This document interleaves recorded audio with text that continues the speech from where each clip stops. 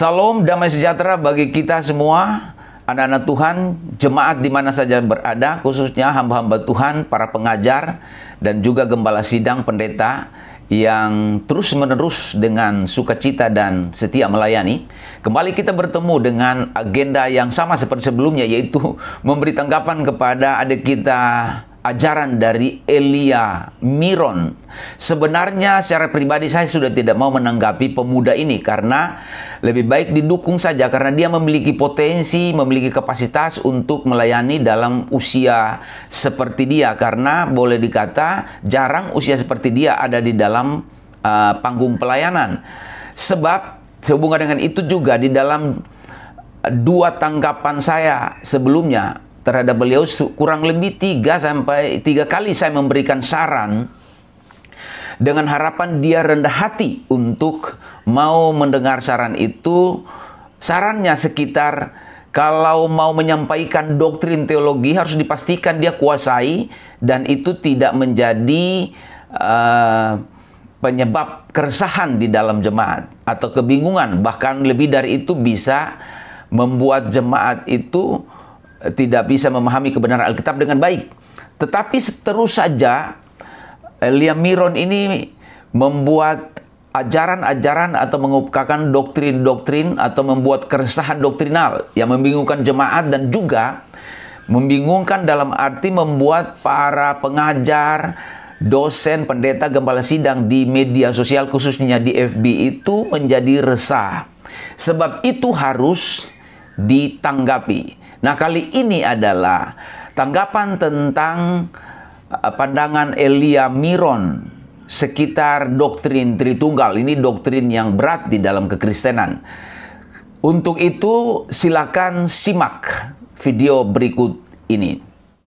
Kak, bagaimana cara mengerti tentang Tritunggal? Coba buka Kejadian 1 ayat 1, 2, 3. Tritunggal sudah ada di Perjanjian Lama. Oke? Kejadian 1 ayat 1, demikianlah firman Tuhan. Pada mulanya Allah menciptakan langit dan bumi. Pada mulanya Allah menciptakan langit dan Bereshit bara Elohim et hashamayim ve. Kata Ibrani di sana adalah Elohim. Jadi ada Allah. Sekarang Allah itu siapa? Coba buka 1 Korintus 8 ayat 6. 1 Korintus 8 ayat 6. Ayat yang ke-6. Namun bagi kita hanya ada satu Namun Allah bagi saja. kita hanya ada satu Allah saja. Yaitu Bapa, yang daripadanya berasal segala sesuatu dan yang untuk Dia kita hidup, dan satu Tuhan saja, yaitu Yesus Kristus, yang olehnya segala sesuatu telah dijadikan dan yang karena Dia kita hidup. Jadi tadi di Kejadian 1 ayat 1, pada mulanya Allah menciptakan langit dan bumi. Allah di sini menurut 1 Korintus adalah Sang Bapa. Baca Kejadian 1 ayat 2 lagi. Ya memang begini. Belajar Alkitab tuh begini. Kejadian 1 ayat 2. Yang kedua. Bumi belum berbentuk dan kosong. Gelap gulita menutupi samudra raya, dan roh Allah melayang-layang di atas permukaan air. Kalau di ayat 1 ada Allah, di ayat 2 ada roh Allah. Ya, ayat 1 itu Allah itu disebut Bapa, yang adalah Sang Bapa. Yang kemudian yang kedua ada rohnya Allah, berarti rohnya Bapa. Roh Bapa ini siapa? Roh Kudus yang memberi hidup. Ayub 33 ayat 4. Coba kita buka ayatnya ya. Ayub 33 ayat 4. Roh Allah itu adalah rohnya Bapa. Jadi Allah di sana adalah Sang Bapa. Ayat kedua, selain Sang Bapa, Dia memiliki roh yang disebut dengan Roh Kudus. Ayub 33 ayat 4. Ayub 33 ayat yang keempat. Roh Allah telah membuat aku, dan nafas yang maha kuasa membuat aku hidup. Berarti tadi bumi itu belum berbentuk, tapi roh Allah ada di sana lalu memberi hidup. Makanya di Ayub 33 ayat 4 dikatakan roh Allah telah membuat aku, dan nafasnya membuat aku hidup. Tadi ada Allah yaitu Sang Bapa. Ayat kedua ada rohnya Allah yaitu Roh Kudus. Yang ketiga Kejadian 1 ayat 3. Ini balik ke sini. Kejadian 1 ayat yang ketiga. Ayat ketiga. Berfirmanlah Allah, jadilah terang. Lalu terang itu jadi. Berfirmanlah Allah. Berarti yang berfirman itu adalah Allah di situ tadi siapa? Sang Bapa menjadikan terang dengan berfirman. Berfirman itu kata berarti kata bendanya apa? Firman. Berarti ada Allah yang adalah Sang Bapa. Ayat 2 ada rohnya Allah yang adalah rohnya Bapa. Yang ketiga ada firman Allah. Firman itu adalah pikiran, logikanya Bapa. Nah, firman Allah ini siapa? Yohanes 1 ayat 14. Nah, ini siapa ini firman ini? Saya tahu kalian udah pasti tahu. Yohanes 1 ayat 14. 1 ayat yang ke-14.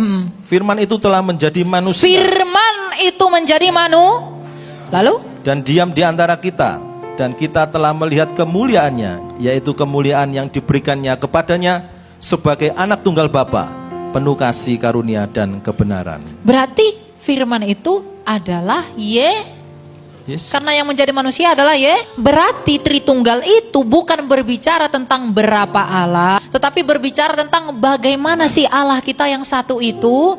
Oh, Allah kita yang satu itu adalah Bapa yang di dalam dia memiliki firman dan memiliki roh. Bapa menciptakan semuanya dengan firman-Nya dan dia menghidupinya oleh roh. Firman itulah Yesus Kristus dan roh itulah Roh Kudus. Tubuh saya ini manusia enggak? Manusia.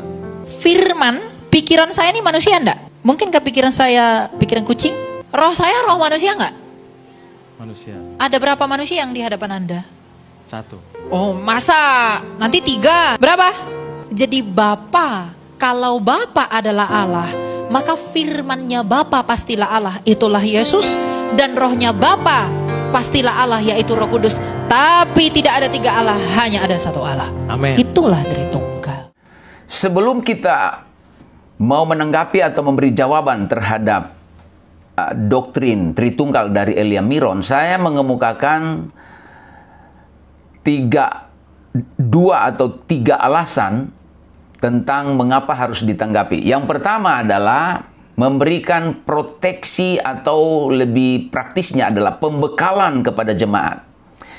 Berkaitan dengan itu, saya ditanya di media sosial oleh pengikut Elia Miron, dipertanyakan, ini Weli Pandensolang ini siapa kok berani-beraninya memberikan tanggapan kepada Elia Miron?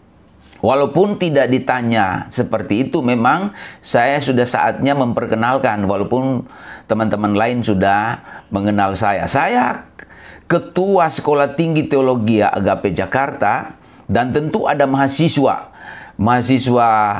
yang sedang belajar, khususnya mahasiswa baru dari semester 1, semester 5. Mereka rawan terhadap ajaran-ajaran yang keliru, yang tidak sesuai dengan Alkitab, bisa terpengaruh atau bisa mengikuti karena belum kuat pondasi teologi. Selain itu, saya juga gembala sidang. Dengan demikian berarti ada jemaat. Nah, apalagi jemaat yang polos, yang awam, ya perlu diproteksi mereka karena mereka aktif di media sosial. Dan juga seperti saya katakan tadi, para dosen, pengajar Alkitab, pengajar teologi, dan gembala sidang juga mengalami hal yang membuat mereka tidak bingung, tetapi mereka keberatan dengan pandangan seperti itu. Kemudian saya juga Ketua Departemen Teologia Biblika di Badan Musyawarah Perguruan Tinggi Keagamaan Kristen Indonesia. Dan BMPT KKI ini ya adalah mitra sekolah-sekolah teologi di Indonesia. Hampir 400 sekolah tinggi teologi, sekolah teologi di Indonesia. Dan tentunya mahasiswa itu adalah bermitra dengan denominasi gereja di Indonesia, dan ada ratusan ribu, boleh kata begitu, jemaat di media sosial dari mitra STT yang hampir 400 sekolah tinggi teologi tadi yang aktif di media sosial. Tetapi program ini bukan program BMPT KKI, walaupun saya ketua program teologi biblika BMPT KKI ini. Tetapi ini adalah tugas saya. Kenapa? Ini tugas saya harus tanggapi. Karena Yesus sudah berkata juga, gembalakanlah dombaku.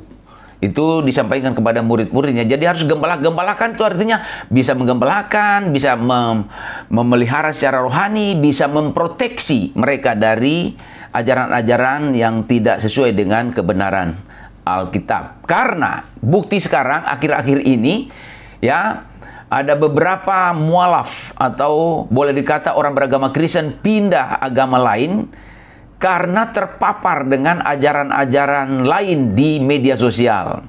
Karena itu sekali lagi perlu ditanggapi. Saya juga sudah beberapa kali saya katakan, saya punya doktrin yang disampaikan di media sosial dalam hal ini di YouTube boleh ditanggapi secara bebas. Lalu sampaikan di mana kelirunya, boleh datang kepada saya, boleh juga diundang untuk diskusi secara bersahabat atau seperti apa.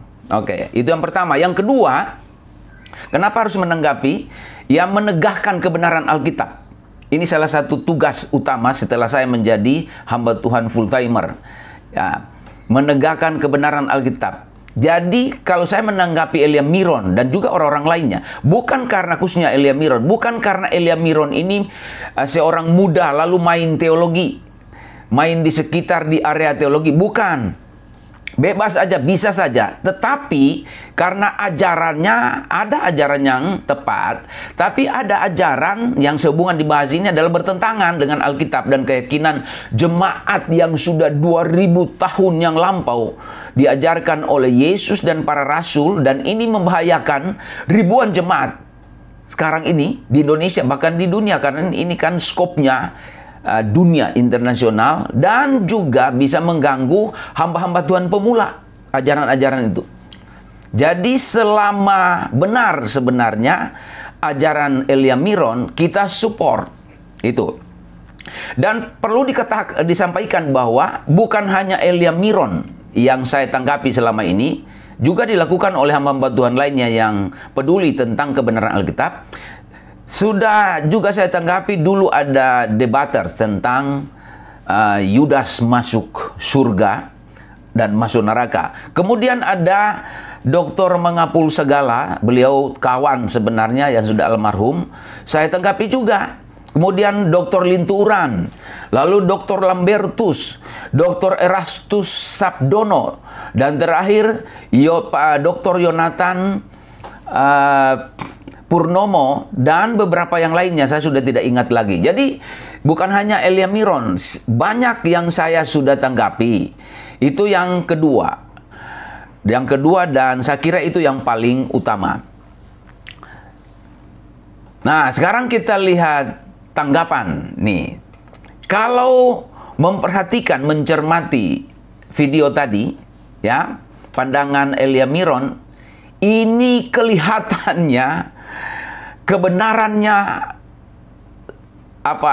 menyeluruh, karena beliau katakan ya, Roh Allah di dalam Kejadian 1 ayat 2 itu adalah Roh Kudus, benar.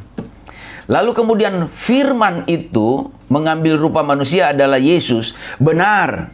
Lalu Allah orang Kristen itu bukan 3, adalah tetapi 1, itu sempurna, tidak salah, memang 1. Karena itu jemaat awam bisa terkecoh, ya, dan tidak mampu mendeteksi kalau di dalam kebenaran yang disampaikan itu ada kekeliruan.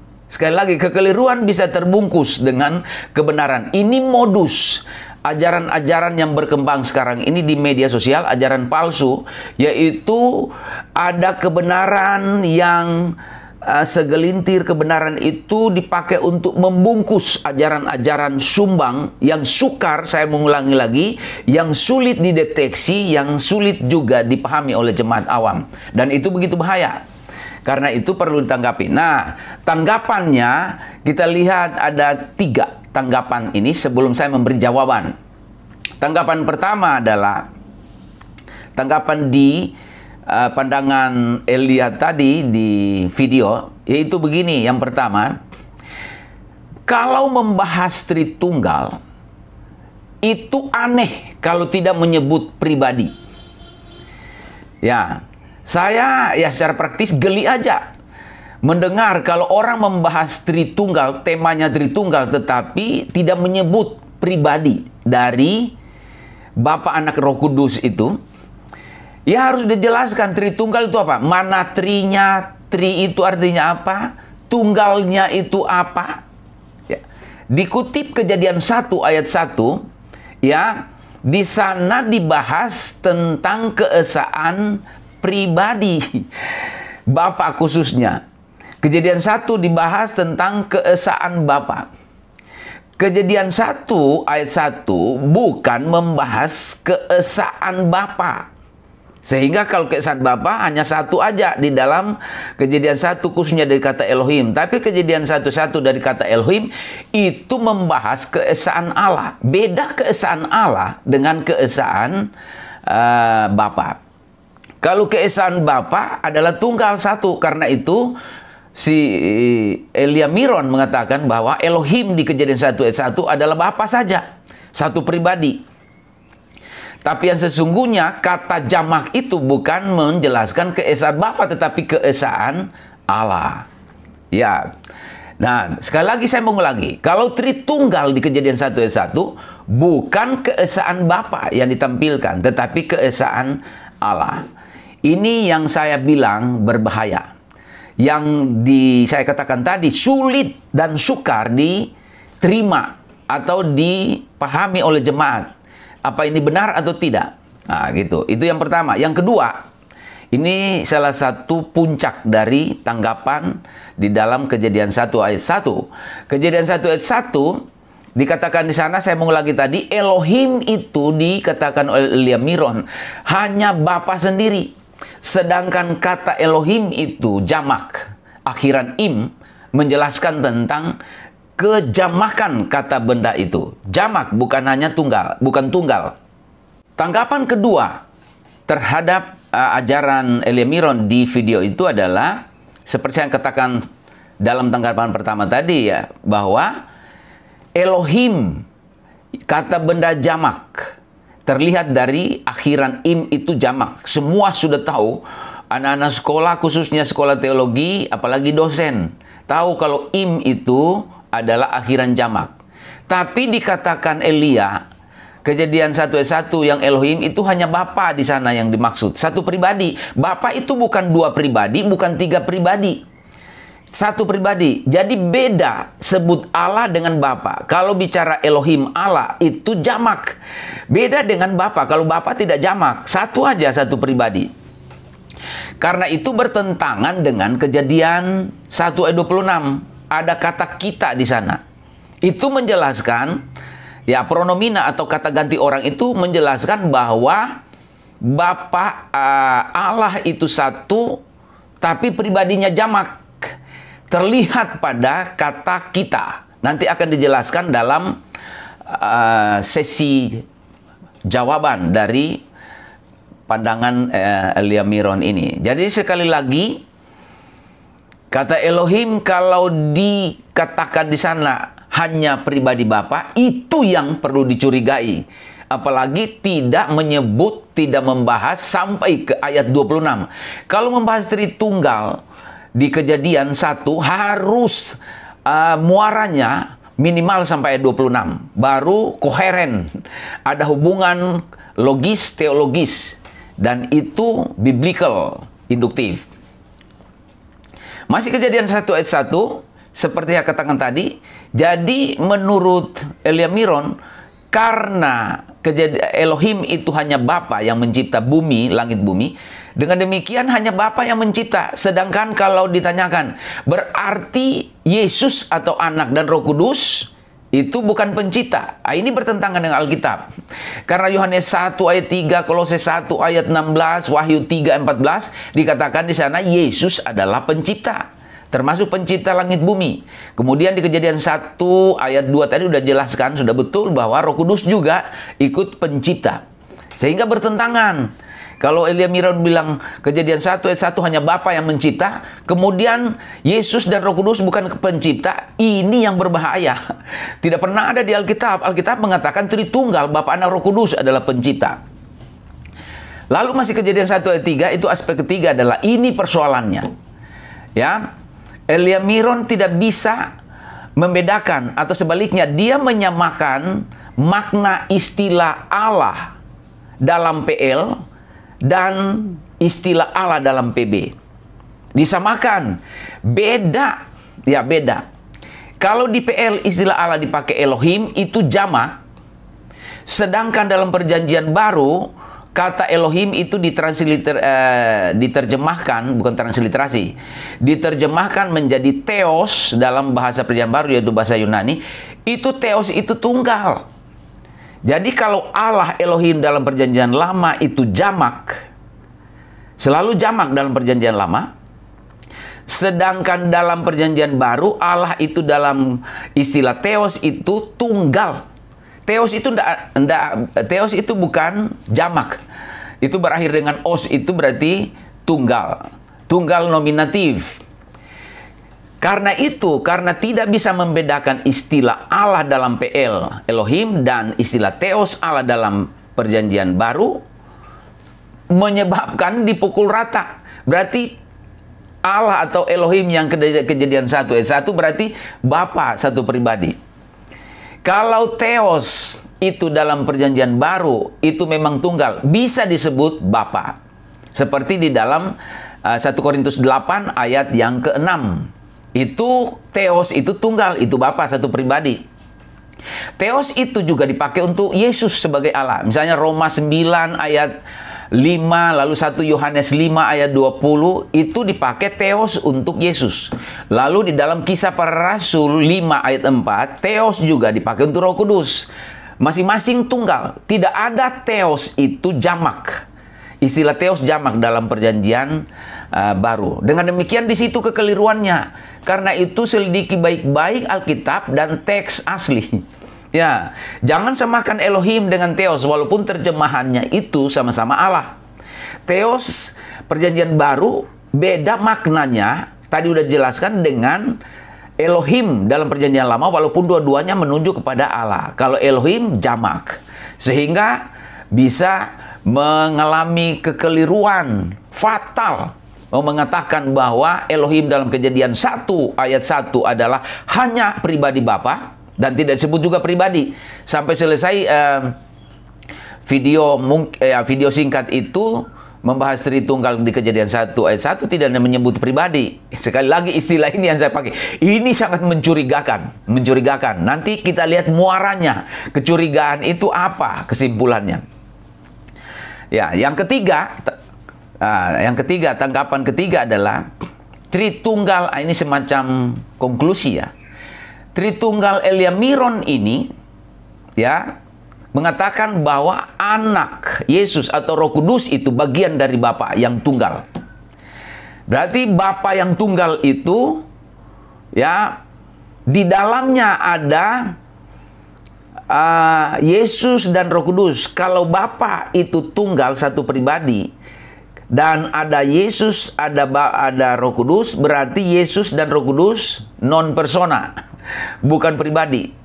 Sebab kalau Yesus, Roh Kudus pribadi dalam Bapa yang satu pribadi, berarti Bapa sepertiga, Roh Kudus sepertiga, lalu Yesus sepertiga. Ini teologi sungsang, tidak pernah ada dari Kejadian sampai Wahyu. Bapa itu Allah sejati kalau dibuat takarannya 100%. Bukan sepertiga. Yesus itu Allah sejati. Ya, seperti Bapa, setara. Roh Kudus juga sejati, tidak sepertiga. Itu ajaran Alkitab. Itu bisa dilihat di mana? Ajaran dari Eliamiron disimpulkan, dilihat di mana? Dia mengatakan bahwa Bapa satu pribadi, di dalamnya ada Yesus dan Roh Kudus yang otomatis non persona atau bukan pribadi itu. Dilihat di analogi. Adik kita ini, Eliamiron, menganalogikan Tritunggal seperti ini.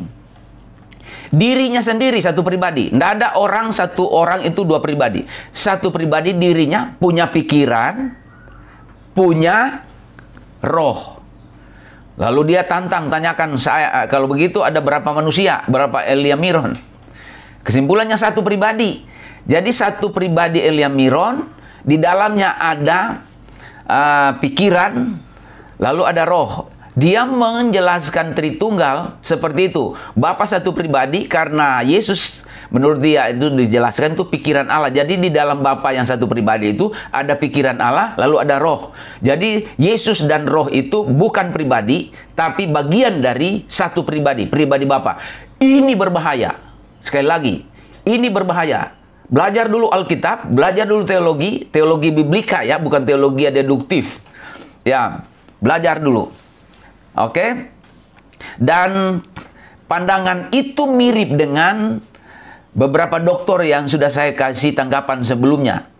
Yaitu seperti pandangan dari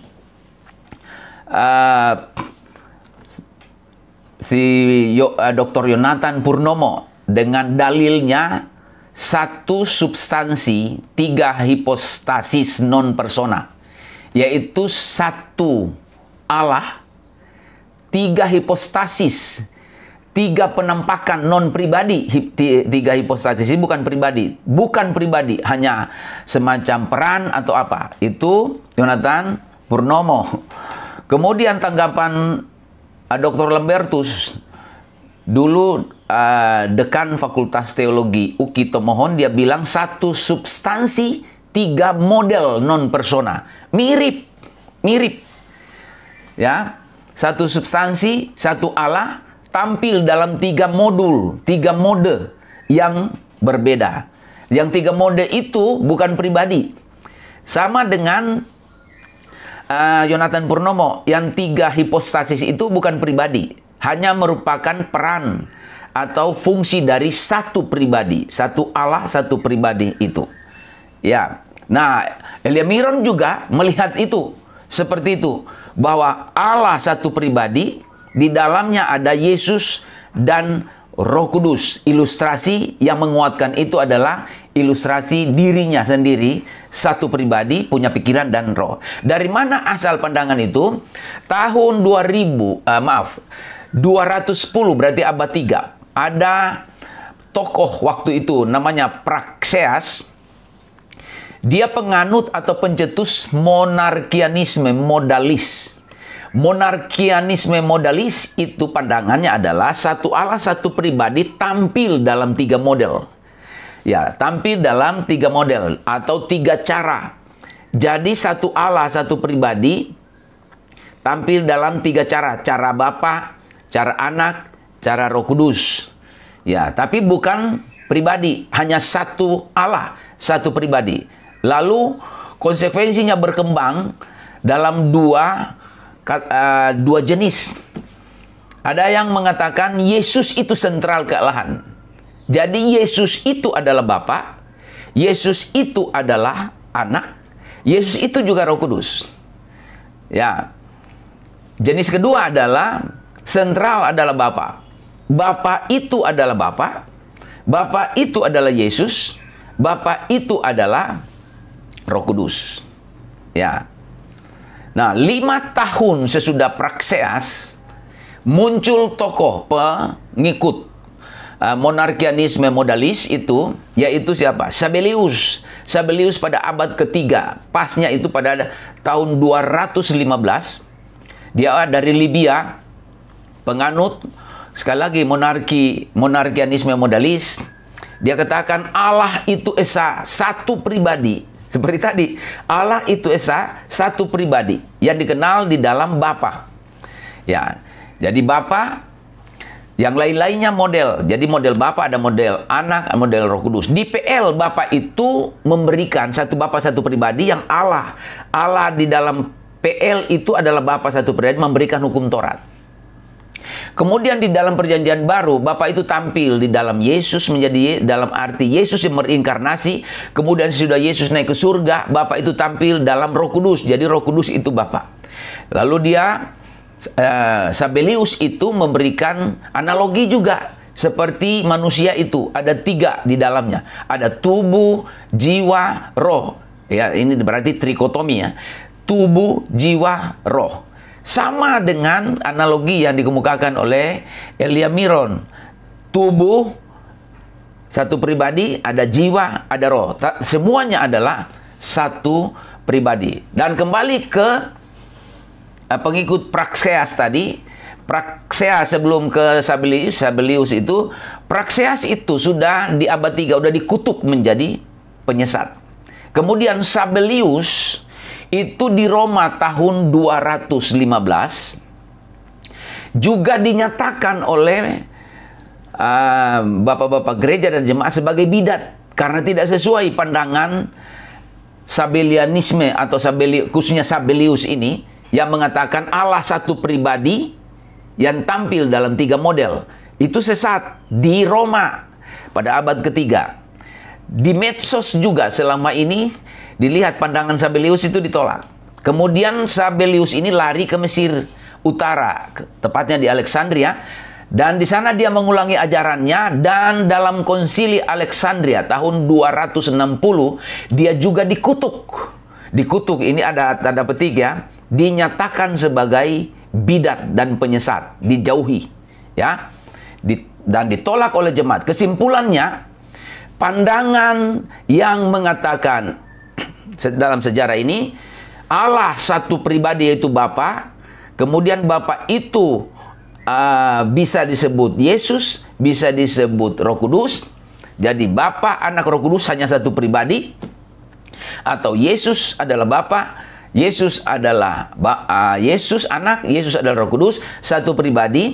Itu sudah ribuan tahun ditolak, dinyatakan bidat, jangan dihidupkan lagi.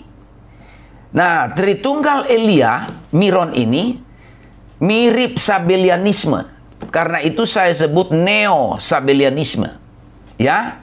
Jadi saya sampaikan juga dengan kasih secara bersahabat, khususnya kepada Elia Miron, robah ajaran. Itu tidak alkitabiah dan itu ajaran orang-orang dulu sesat, membahayakan jemaat. Dan kepada fans Elia, ini yang saya sebut membahayakan jemaat. Jadi mari tolong dirobah.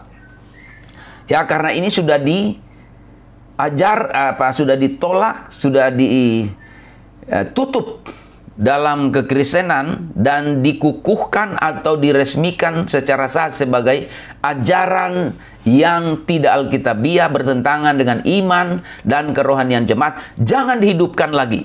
Jangan dihidupkan lagi.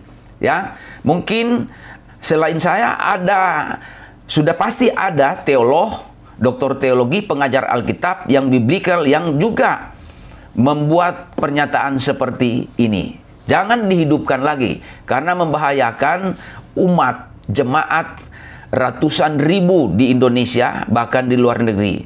Ya, boleh mengajar teologi, doktrin Kristen yang sakral seperti ini, yang esensial, tapi pelajari dulu. Belajar benar-benar. Kalau tidak, jangan. Sampaikanlah hal-hal seperti hal praktis, historis, dan lain-lainnya. Nah, sekarang saya mau memberikan jawaban. Apa sebenarnya menurut Alkitab, bukan menurut saya. Kejadian 1 ayat yang 1 itu. Jadi saya mengulangi, Kejadian 1 ayat 1 itu membahas keesaan Allah, bukan keesaan pribadi. Sekali lagi, Kejadian 1 ayat 1 membahas keesaan Allah dan kejamakan pribadi, bukan membahas keesaan Allah dan keesaan pribadi. Sangat berbeda. Kalau Elia Miron membahas keesaan Allah dan keesaan pribadi hanya Bapa. Kejadian 1 ayat 1 ada Beresit bara Elohim et samayim we et haaretz. Kita fokus pada dua hal, tapi hal pertama itu sekunder, yaitu Beresit bara itu ex nihilo, yaitu penciptaan dari yang tidak ada menjadi ada. Tapi yang primer adalah bara Elohim. Saya memberi penegasan di sini. Kata bara dan Elohim ini frasa yang kalimat pendek, kata kerja. Subjeknya Elohim, kata kerjanya bara. Dalam grammar Ibrani, bahasa Ibrani, ini yang disebut, frasa ini disebut dengan irregular construction. Konstruksi yang tidak lazim, konstruksi yang tidak beraturan dalam tanda petik. Bukan teologinya yang tidak beraturan, konstruksi grammarnya tidak beraturan. Kenapa? Kalau beraturan begini, kalau subjeknya tunggal, maka kata kerjanya juga tunggal. Tapi kalau subjeknya jamak, otomatis kata kerjanya juga jamak. Contoh yang beraturan itu kita temukan di dalam Kejadian 3 ayat 7. Nanti bisa dibaca sekali lagi, Kejadian 3 ayat 7. Ada frasa kata kerja atau kalimat yang subjek dan kata kerjanya yang disebut dengan wayetu. Diterjemahkan menjadi dan mereka tahu. Sekali lagi, wayetu berakhiran dengan syurek. Di sana mereka itu subjek. Kata kerjanya jamak. Terlihat dari mana? Saya ulangi tadi. Dari akhiran Akhiran surek itu adalah akhiran orang ketiga jamak. Ya, akhiran surek. Yaitu mereka tahu. Itu yang normal dalam arti sesuai dengan regulasi. Kata kerja jamak karena subjeknya jamak, yaitu mereka. Tapi bara Elohim ini yang boleh secara gramatika disebut irregular construction, tetapi ini memiliki kandungan kadar teologi yang dalam dan kita patut memuji Tuhan, luar biasa dahsyatnya. Ya, dia ada di atas semua kaidah grammar. Saya kembali ke situ. Bara Elohim itu yang disebut, saya ulangi lagi tadi, kalimat kata kerja yang seolah-olah tidak beraturan, tapi memiliki berkat kebenaran yang dahsyat luar biasa. Itu sebabnya hati-hati menjelaskan Kejadian 1 ayat 1. Di mana berkat dari kalimat irregular construction ini? Elohim adalah subjek. Ini jamak. Tapi kata kerjanya bara, yaitu perfect, orang ketiga tunggal. Orang ketiga tunggal. Padahal subjeknya jamak Elohim. Tapi kenapa tunggal? Ini teologinya. Teologinya adalah, sebelum teologi, formulanya ditemukan begini. Karena bara itu tunggal, Elohim itu jamak. Jadi Kejadian 1 ayat 1.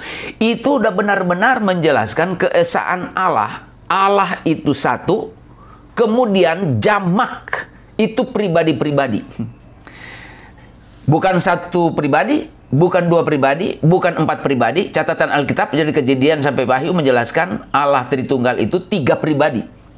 3 pribadi. Itu sebabnya sebelumnya saya menyinggung bahwa kalau ngomong Tritunggal harus sampai kepada penjelasan pribadi. Nah, teologinya di mana? Yang Elohim jamak, kata kerjanya tunggal. Ini. Kenapa tunggal kata kerja bara? Karena Elohim dalam penciptaan itu dihitung satu, itu kealahan. Allah bukan 2, bukan 3, Allah 1. Sehingga ketika mencipta itu Roh Kudus menyuruh Musa tulis. Memang faktanya sebelum Musa tahu, sebelum Musa disuruh, faktanya adalah yang mencipta itu adalah Allah yang tunggal. Sehingga kata bara itu adalah padanan dari subjek yang tunggal. Ya, subjek yang tunggal. Tapi Allah yang satu itu, yang esa itu im, yaitu Allah yang berpribadi, yaitu apa? Bapa, Anak, dan Roh Kudus. Dengan demikian pelaku penciptaan satu Tuhan, tapi teknis pengerjaannya adalah 3 pribadi. 3 pribadi. Tidak ada pribadi yang lebih tinggi daripada, sama-sama satu derajat, setara, sama-sama maha tinggi, tidak lebih besar satu, lebih kecil satu, tidak lebih rendah, sama-sama maha tinggi dan tidak terpisah Bapa, Anak, Roh Kudus, tapi bisa dibedakan. Saya ulangi, Tritunggal, Bapa, Anak, Roh Kudus satu, yaitu Allah yang esa. Tidak, Bapa tidak terpisah dengan Anak, Anak tidak terpisah dengan Roh Kudus, tiga-tiganya menyatu tapi bisa dibedakan. Dibedakan dari sisi gramatikanya, dibedakan dari sisi karyanya, dibedakan dari sisi substansinya, tapi tidak bisa dipisahkan. Itu Kejadian 1 ayat 1. Dan itu dibuktikan dengan Kejadian 1 ayat 26. Kita sudah tahu ayat itu, di sana ada kata ganti kita. Dan kalimat itu adalah kalimat ajakan, yaitu di dalam grammar Ibrani disebut kohortatif. Dalam konteks ini ya, kohortatif itu adalah secara gramatika adalah kalimat ajakan kepada orang pertama, baik tunggal maupun jamak. Dalam konteks ini jamak, baiklah kita yang mengajak. Dan dalam konteks ini kohortatif itu adalah ajakan kepada persona atau pribadi, bukan non persona. Karena itu orang mengatakan Kejadian 1 ayat 1 hanya satu pribadi, lalu Yesus dan Roh Kudus bukan pribadi, sudah cacat. Karena tidak cocok. Berarti kalau satu pribadi, kalau pencipta itu satu pribadi, Kejadian 1:26 tidak ada kata kita, tapi aku. Ya, tapi muncul di sana adalah kata kita. Kembali tadi, gramatika itu kohortatif, itu ajakan kepada orang pertama, tunggal atau jamak. Konteks ini jamak, dan siapa jamak ini? Yaitu satu, pribadi yang setara. Yang setara itu adalah Bapa, Anak, dan Roh Kudus.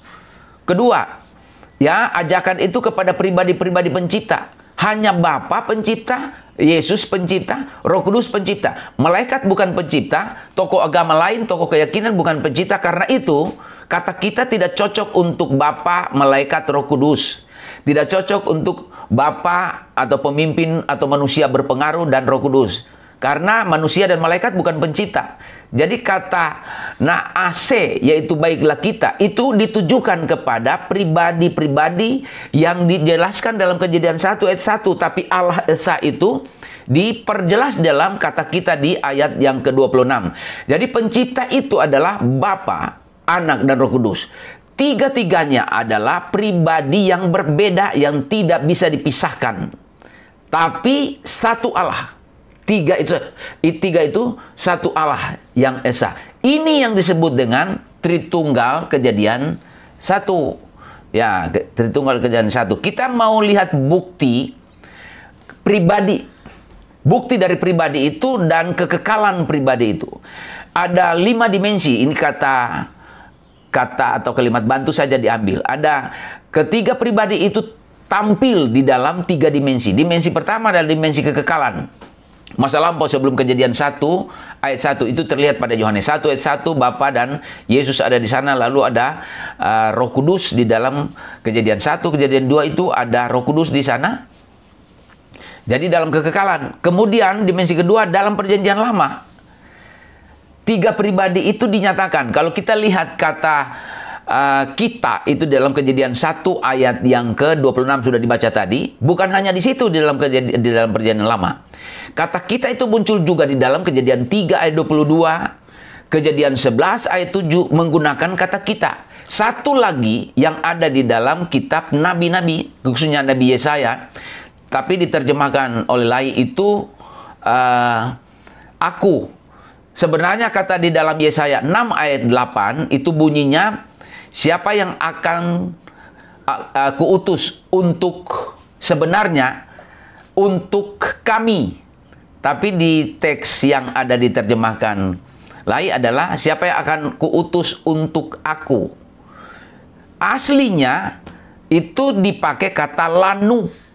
Lanu itu adalah untuk kami. Jamak. Karena itu satu lagi kata jamak di dalam Perjanjian Lama yang tidak diekspos, yaitu Yesaya 6 ayat 8. Jadi di dalam Perjanjian Lama udah dijelaskan bahwa kata ganti udah lengkap, yaitu Kejadian 1:26, Kejadian 3:22, Kejadian 11 ayat 7, dan juga Yesaya 6 ayat yang ke-8 itu kata kita atau kami muncul di sana. Ini bukan satu pribadi, 3 pribadi. Keberadaan 3 pribadi dalam Perjanjian Lama sudah diperjelas dalam teologi juga dalam Alkitab. Bapa ada, Kejadian 1:26 itu ada, kejadian seluruh kejadian ya, ada Bapa di sana dan seluruh Perjanjian Lama. Kemudian anak Yesus yang dimaksud. Kalau kita lihat teologi, ada teologi yang disebut dengan kristologi, itu antropomorfe. Antropomorfe adalah pengambilan Allah mengambil rupa manusia. Yaitu Kejadian 18 ayat 2, 8, 10, 22. Memang ini bukan kristologi, tapi ditampilkan. Di sana itu Yesus yang dimaksud. Kemudian juga ada teori the angel of Yahweh. malaikat Tuhan, huruf besar M-nya, itu di dalam Kejadian 16 ayat 7, Keluaran 3 ayat 2, malaikat Tuhan, malaikat Allah. Ada dua istilah malaikat di Alkitab. Ada malaikat huruf kecil, itu malaikat ciptaan, M-nya. Tapi kalau malaikat huruf besar, M-nya, malaikat Allah, malaikat itu adalah oknum. Boleh dikatakan oknum kedua, yaitu Yesus dalam PL.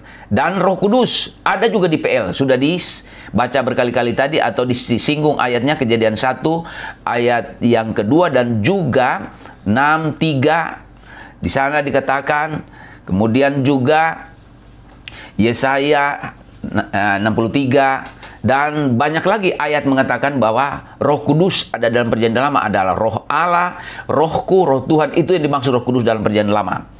Ya. Kemudian dalam Perjanjian Baru, apakah ada kata ganti jamak? Ada.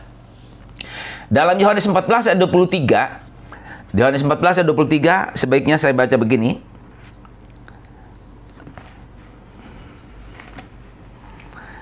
Jawab Yesus, jika seorang mengasihi aku, ia akan menuruti firman-Ku dan Bapa-Ku akan mengasihi dia, dan kami akan datang kepadanya dan diam bersama-sama dengan kita. Kami ini huruf besar. Kami yang dimaksud konteks ini mau dibuat seperti apapun, ada Bapa, ada Yesus. Yesus bukan Bapa, Bapa bukan Yesus. Dua pribadi yang berbeda disebut dalam kata ganti orang kami. Ya, sudah jelas kata yang dipakai di sana eleusometa dari erchomai, datang. Eleusometa itu menjelaskan tentang orang ketiga jamak ini. Ketiga jamak, yaitu kami terjemahannya. Lalu dalam Yohanes 17 ayat 21-22 itu sudah sering dibaca, ada kata kita. Benar, kata yang dipakai kata ganti di sana adalah ya hemeis itu kita. Kita, teksnya aslinya mengatakan seperti itu. Kemudian apalagi? Itu tiga pribadi itu diperjelas secara nyata di dalam Lukas 3 ayat 22. Lukas 3:22 bilang begini, ayat 22, dan turunlah Roh Kudus dalam rupa burung merpati ke atasnya, dan terdengarlah suara dari langit, engkaulah anakku yang kukasihi, kepadamulah aku berkenan. Perhatikan, di dalam Lukas 3:22 ada tiga pribadi yang berbeda ada di sana. Ada kata ganti mu, ya, anakku, yaitu anak milikku, itu Bapa yang dimaksudmu itu. Dia bilang aku di sana. Kemudian ada pneuma hagion, itu Roh Kudus. Lalu engkau kata Bapa, engkau kata si atau su, tulisan su dibaca si. Itu adalah Yesus. Jadi tiga pribadi yang berbeda. Itu aku, engkau, Roh Kudus ada dalam Perjanjian Baru. Ya, dalam Perjanjian Baru lengkap. Kata itu dipakai di sana. Itu di dalam, sekali lagi, Tritunggal pribadi jamak. Bukan saja ada di PL, bukan saja ada dalam kekekalan lampau, ada juga dalam Perjanjian Baru. Kemudian dimensi keempat ada di sorga.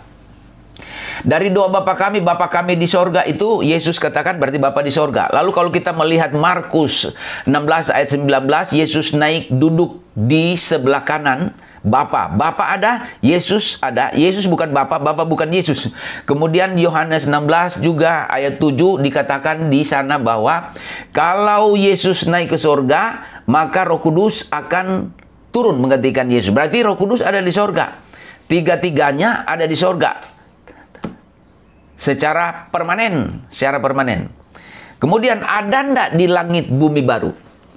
Di langit bumi baru, ya, dijelaskan di sana tiga pribadi ini ada. Coba nanti baca Wahyu 22 ayat 3. Ayat 3 dan 4, khususnya ayat 3, di sana ada dikatakan ada tahta anak domba, ada tahta Allah. Tahta Allah itu Bapa, anak domba itu Yesus. Lalu baca ayat yang ke-17, Wahyu 22. Di sana ada Roh Kudus.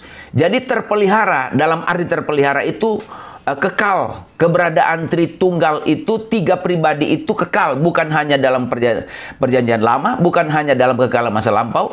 Kekal masa lampau tiga pribadi ada di dalam perjanjian lama, tiga pribadi ada dalam perjanjian baru, tiga pribadi tetap ada di sorga, tiga pribadi dipertahankan, dan dalam kekekalan juga tiga pribadi tetap ada. Jadi karena itu ya saya hanya membuat tanggapan yang agak tegas. Kalau membahas Tritunggal tidak menyinggung pribadi, itu dicurigai. Itu bisa kemungkinan, ya kemungkinan itu dari Unitarianisme, kemungkinan Sabellianisme, dan juga bisa Oneness of God dan lain-lain sebagainya.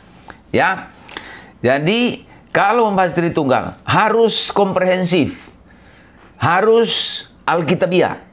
Nah, ini yang disebut dengan ilmu Alkitab atau teologi. Jadi, teologi itu bukan sekedar mencari ayat di konkordans, mendapat ayat 1, ayat 2, ayat 1 dan ayat lainnya lalu dihubung-hubungkan, dicocok-cocokin. Bukan itu teologi, adik. Bukan itu teologi, kawan. Ya, jadi sekali lagi khusus bagi pengikut Elia Miron, saya mengasihi kalian. Saya tidak punya tendensi apapun. Ya, saya tidak punya tujuan apapun, hanya mau sama-sama kita anak Tuhan membahas Alkitab, memberikan penerangan pencerahan kepada jemaat itu harus sesuai dengan kebenaran Alkitab karena sensitif, rawan. Saya mengulangi, ya, para mualaf itu muncul dari media sosial karena terpapar dengan ajaran-ajaran yang ada di media sosial. Sebelum saya memberi kesimpulan, ya ada komentar dari fans Elia Miron ini di dua tanggapan saya sebelumnya dan juga di media sosial atau di FB saya. Ada yang mengatakan begini, saya juga care. Ini bagus juga ini curhatan ini. Dia bilang, kami jemaat awam cukup dengan ajaran sederhana. Tidak usah ajaran-ajaran yang tinggi dalam-dalam teologi-teologi. Saya setuju ajaran sederhana. Ajaran itu harus disederhanakan. Saya menghimbau juga para doktor, ahli teologi, apologet, pengajar-pengajar Alkitab. Alkitab memang sukar, sulit teologi itu, tapi bahasakan secara sederhana. Nah, kembali ke tadi. Jadi ya kami tidak butuh dengan ajaran-ajaran dalam teologi. Cukup ajaran sederhana. Ini bukan masalah ajaran sederhana, Bapak Ibu Saudara atau kawan-kawan adik-adik yang saya kasihi, ya. Bukan ajaran sederhana saja yang dipersoalkan. Tapi ajaran itu yang sederhana yang dimaksud. Kalau pembahasan seperti Elia Miron itu Tritunggal sederhana, itu bertentangan dengan Alkitab. Ya, bukan soal sederhananya, tapi itu meresahkan. Lalu tanggapan kedua, bukan tanggapan sebenarnya, komentar kedua. Ngapain sih Weli Pendensolang itu ikut campur urusan orang? Ya, membahas atau menanggapi. Sekali lagi, ya ini bukan urusan orang. Soal doktrin itu bukan urusan sepihak. Itu urusan kekristenan di seluruh dunia. Karena itu saya masuk. Sekali lagi saya mengatakan kepada siapa saja pendengar program ini, ya, mengatakan bahwa kalau doktrin, ajaran, apalagi Tritunggal, soteriologi akhir zaman sudah ditaruh di medsos, ini bukan masalah ajaran tertutup atau ajaran orang-orang tertentu, itu ajaran kekristenan di seluruh dunia. Jadi sekali lagi kawan-kawan dan juga saudara-saudara, Bapak Ibu, adik-adik, ya. Kalau mengatakan ngapain Weli Pendensolang ikut campur menanggapi ajaran khusus ajaran Elia Miron, ini urusan kami. Ngapain mau masuk urusan orang? Saya mengatakan ini bukan urusan orang. Ini bukan urusan Elia Miron saja dan juga pengikutnya. Ini urusan kekristenan. Kalau urusan orang jangan dipublish. Kalau tidak dipublish hanya khusus untuk kelompok tertentu. Tapi kalau udah dipublish di media sosial, ratusan ribu jemaat Tuhan ada di dalamnya. Terpengaruh. Jadi sekali lagi bukan urusan orang tertentu, tapi urusan kekristenan di seluruh dunia. Jemaat yang ada, Ya, bukan sekedar urusan guyonan mainan di TikTok. Ya, mungkin kalian khususnya pengikut, maaf kata kalau saya berlebihan ngomong, pengikut Elia Miron dan juga hostnya mungkin tidak mengerti sampai ke situ. Karena itu saya terangin. Saya terangin, rendah hatilah menerima. Kalau saya salah juga, kasih balik, terangin saya tentang Alkitab ini. Tapi kalau saya terangin, ya tunjukkan salahnya di mana. Ya, jadi mengerti saja dan berubah. Lalu ada yang lain. Fans Elia bilang begini, Willy Pandensolang ini cari populer, cari panggung. Wow. Saya sudah terpopuler di bumi ini karena saya warga kerajaan sorga. Sudah dijamin popularitas, apalagi yang saya cari. Cukup itu. Tapi kalau saya memberi tanggapan atau saya berteologi atau berkhotbah atau di mana, itu tugas saya bukan mencari popularitas saya, tapi mempopulerkan Yesus, juru selamat Tuhan yang sejati itu. Dan saya mencari panggung di dalam hal-hal program ini, panggung menempatkan kebenaran Alkitab untuk menjadi berkat bagi jemaat. Itu panggung saya. Panggung saya adalah bukan popularitas saya, tapi saya terpanggil supaya jemaat itu dihidupkan rohaninya, ditumbuhkan melalui pengajaran-pengajaran sehat. Karena itu, ini kemungkinan saya bikin webinar tanggal 9 Mei. Saya mengundang Elia Miron secara resmi dan pengikutnya ikut. Dalam webinar itu, hostnya ikut. Bisa bertanya, dan kalau Elia Miron diharapkan ikut, ya, mau ditanyakan soal Tritunggal ini, diklarifikasi Tritunggal. Lalu kemudian kemarin ada soteriologi mengatakan bahwa Allah memilih secara pasif orang diselamatkan. Jadi ada kerjasama antara Allah dan manusia karena Allah melihat ke depannya ada orang yang kemungkinan bisa percaya lalu dipilih. Ini pandangan dari Pelagius yang sudah ditolak juga oleh bapak-bapak gereja sebagai ajaran sumbang di abad-abad awal. Pelagius. Lalu kemudian ada eskatologi yang mengatakan orang naik ke surga itu tersendat-sendat. Lalu orang yang masuk ke tidak percaya Yesus itu masuk ke Tartaros. Itu keliru juga. Bukan ke Tartaros tetapi ke Hades. Tidak ada Hades. Tidak ada Tartaros di dalam Lukas 16 ayat 22 sampai 24. Yang ada itu Hades. Ya itu, hadirlah tanggal 9 Mei untuk mengklarifikasi ini. Oke, saya mengakhiri dengan kesimpulan, jemaat yang diberkati Tuhan harus ekstra hati-hati dengan ajaran-ajaran di media sosial. Kelihatannya benar, tapi itu bungkusannya saja benar, di dalamnya ada seolah-olah jaring yang menjerat. Jaring yang menjerat. Berhati-hati, dapat pengajaran yang meragukan atau tidak diyakini itu benar, secepatnya datang ke gembala sidang atau pendeta atau pengajar Alkitab yang dianggap sebagai pengajar Alkitabiah, tanya dulu. Kemudian seperti saya sampaikan di FB saya mengulangi di sini, khusus para teolog, dosen, pendeta, gembala sidang, jangan hanya hadir aktif mengajar di kelas dan memberi narasi atau khotbah di mimbar.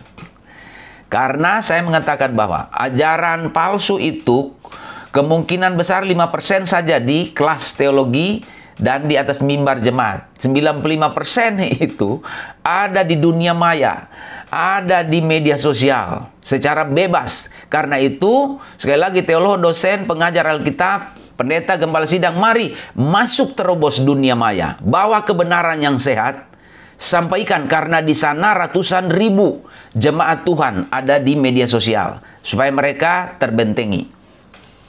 Yang ketiga, ini berbau saran. Sekali lagi, kenapa saya selalu memberi saran kepadamu, Elia Miron? Karena saya mengasihi, saya melihat potensimu. Ya, saya sudah 4 kali mungkin ini memberi saran. Belajar Alkitab lah, adik. Belajar Alkitab dulu, baru ajarkan doktrin. Doktrin iman Kristen dan teologi-teologi Kristen yang dalam-dalam. Kalau Anda bisa melakukan itu, kita bangga. karena punya teolog muda, punya apologet muda yang masih panjang perjalanan pelayanan, yang bisa membawa jemaat dekat dengan Allah Tritunggal Bapa, Anak, dan Roh Kudus itu, dan bisa bertumbuh, bisa berkembang, dan juga bisa berakar, berbuah untuk membawa jiwa bagi kemuliaan Tuhan. Demikian berkat ini disampaikan, saya percaya ini menjadi kekuatan khusus bagi kita di dalam pelayanan dan iman dan kerohanian kita. Tuhan berkati kita. Shalom.